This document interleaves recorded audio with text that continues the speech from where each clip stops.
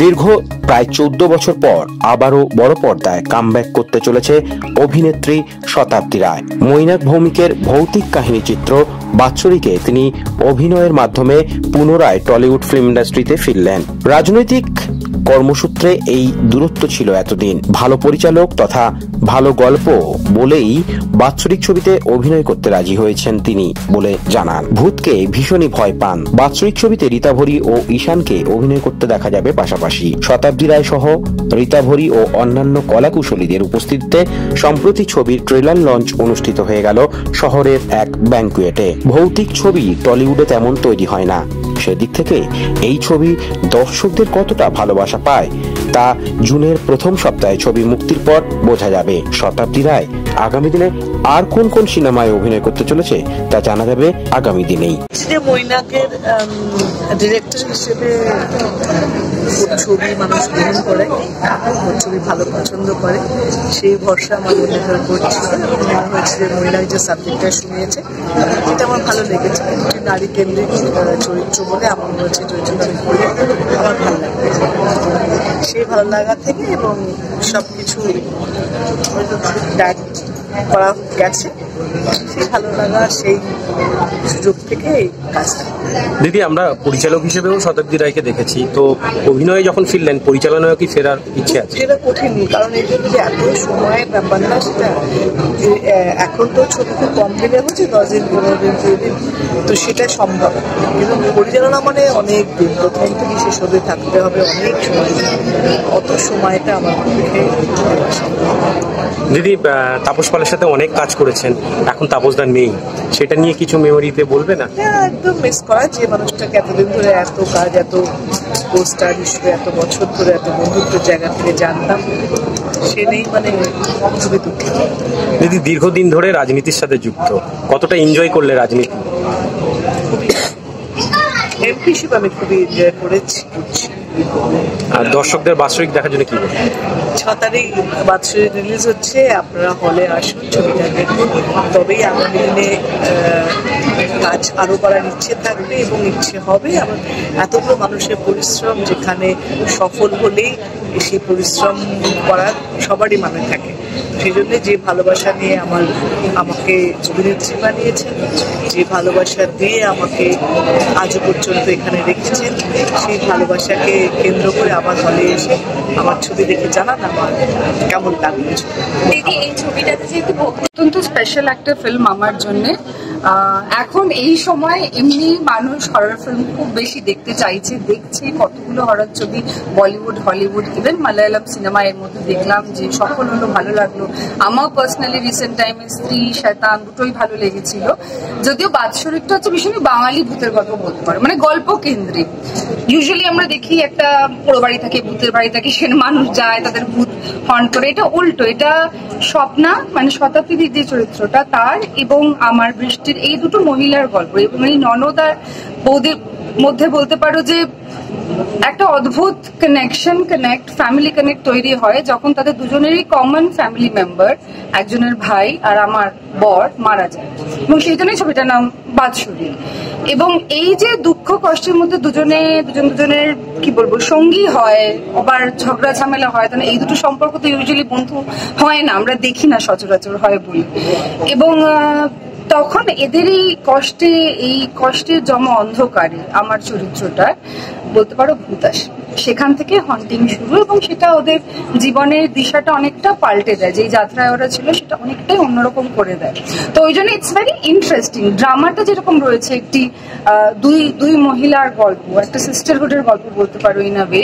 On the other hand যে হন্টিংটা, যে ভূতের আশাটা, সেটাও কিন্তু মানে একেবারে ভূতের ছবির মতনই হন্টিং, মানে সেই রকমই। কিন্তু অনেকটা আমি যেরকম বলবো, যেরকম মণিহারা বা তোমার শয়তান যেরকম ফর এক্সাম্পল, ঠিক আছে, আগে চরিত্র তারপরে ভূত প্রেত তাদের হন্টিং, এবং আই গেস ট্রেলারটা অনেকটাই সেটা বলে দেয়। ব্যক্তি রীতা ভরি ভূতকে কতটা ভয় পায়? আমি তো কোনদিন ভূত দেখিনি, দেখলে নিশ্চয়ই ভয় পাবো। তবে আমার একা থাকতে ভয় লাগে না, আমার অন্ধকারে ভয় নেই, এবং আমি একা থাকি যথেষ্ট কি বলবো, আনন্দেই একা থাকি, আমার কোনো অসুবিধা নেই। ইনফ্যাক্ট আমার মনে হয় মানুষ ভূতের থেকে অনেক বেশি ভয়ানক। আমি যদি একটা অন্ধকার গলি দিয়ে হেঁটে যাই, আই উড প্রেফার শাকচুন্নি আমার ঘাড়ে পড়ুক দেন একটা ছেলে আমার গায়ের উপরে সে ঝাঁপিয়ে পড়ুক।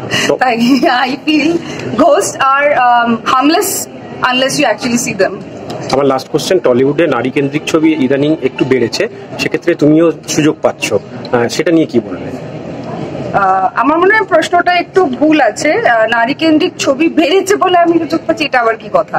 ছবি ছবি নারী কেন্দ্রিক, পুরুষ, আমি বলি পুরুষ কেন্দ্রিক ছবি, বলবো খাদান পুরুষ কেন্দ্রিক ছবি বলি না তো, বহুরূপী পুরুষ কেন্দ্রিক ছবি না তো, তাহলে মেয়েদের গল্প যদি হয় নারী কেন্দ্রিক ছবি হবে কেন?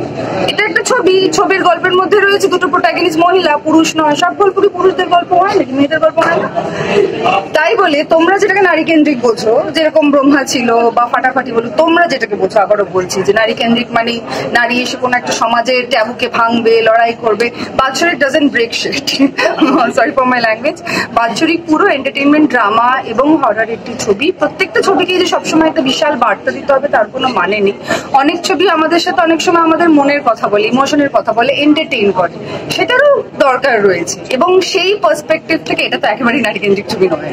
আর শতাব্দীর সঙ্গে একটা মেয়ে, তার হাজবেন্ড মারা গেছে এবং এই ছেলেটির দিদি, শতাব্দীর যে ননদ, বেশি থাকে যে মনে হচ্ছে যে বাড়িটা অপয়া বা ইত্যাদি সুপারস্টিশন কত বললা, উনি চাইছেন এই বাড়িটাকে র্যাপ আপ করে একা থাকেও, সো বাড়ি থেকে বার করে না, এবং কোথাও কি ওনার ধারণা যে বাড়িটা কিছু একটা প্রবলেম আছে সেটা, এবং এদের দুজনের সম্পর্কের যে প্রবলেম সেই দুটো একসাথে সলভ করতে আমরা যাচ্ছি। শতাব্দী রায়কে এত বছর পর ফিরিয়ে আনা চ্যালেঞ্জিং ছিল?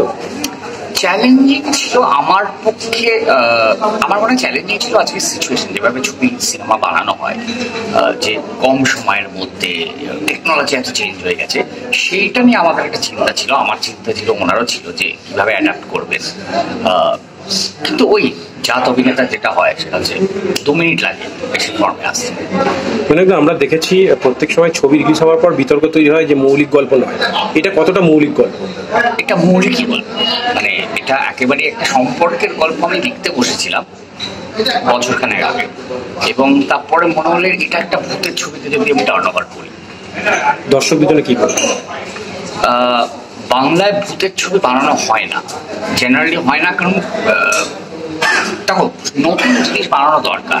সো সেই প্রচেষ্টাটা আমরা সর্বক্ষণ করে যাবো যে বাংলায়ও হরর, মানে হরর কমেডি নয়, হরর মানে ভয় পেতে এসো ফলে। Thank you. বেশি ভয় পাই না, কেননা আমি জিনিস দেখেছি যে যেভাবে আমরা বড় হয়েছি বিভিন্ন জায়গায়, আমি তো মফস্বলে ছিলাম, ব্যাঙ্গালোরে ছিলাম, ব্যাঙ্গালোরের বাইরে ছিলাম, বিদেশে ছিলাম, প্রত্যেকটা জায়গাতেই প্যারানর্মাল অ্যাক্টিভিটিস হয়েছে আমার সাথে, এবং তাতে তাদের আলাদা ওয়ার্ল্ড, আমাদের আলাদা ওয়ার্ল্ড, আমার সেরকম ভয় লাগেনি। এবং শুটিংয়ের ক্ষেত্রেও যখন আমরা কাজ করেছিলাম একটা গা ছমছমান ব্যাপার ছিল, কিন্তু ওভারঅল কাজটাতে কোনো রকম হিন্ডারেন্স অথবা প্রবলেম আমরা পাইনি। তার মানে there is a good moment with this. দর্শকদের কি বলবে? ছবি, বাংলা ছবি দেখুন, দেখান, আর ভূতের ছবি তো কম হচ্ছে এবং দেখতে লোকে পছন্দও করে, তো একটু অন্যরকম ভাবে। আর মৈনাক কত ব্রিলিয়ান্ট ডিরেক্টর, কত এত সুন্দর এক্সিকিউট করেছে, প্লিজ দেখতে আসুন। জোর করে রাজাটা বন্ধ কর। জোর করে করছি না, রাতে জাস্ট ঘুম আসছে না। একদম বাজে কথা বলিস না, আমি বাচ্চা নই। স্বপ্না চ্যাটার্জি, আমি বৃষ্টি ননদ হই। মেয়েটা এত বড় বাড়িতে একা একা থাকতো, ভালো লাগতো। আমার একা থাকতে এতটুকু অসুবিধা হয় না। দিদি ভাই কি করছো? কি বাড়ির পিছনে আগুন লেগেছো কেন?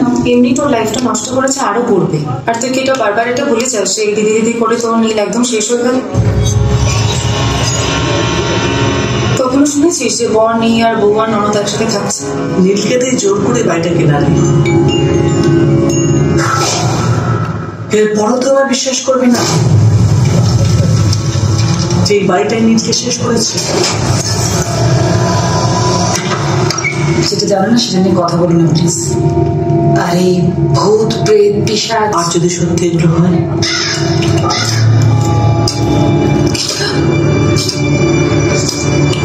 পড়াশোনা করিস না, নিশ্চয়ই এরকম ভাবে বন্ধন থাকার কোনো কারণ আছে।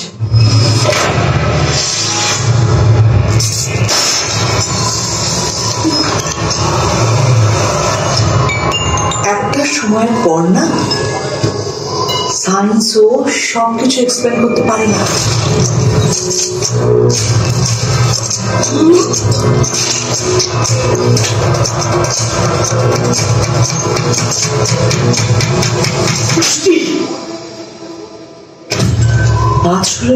ব্যুরো রিপোর্ট, প্রিয় চিত্র সাথী নিউজ, কলকাতা।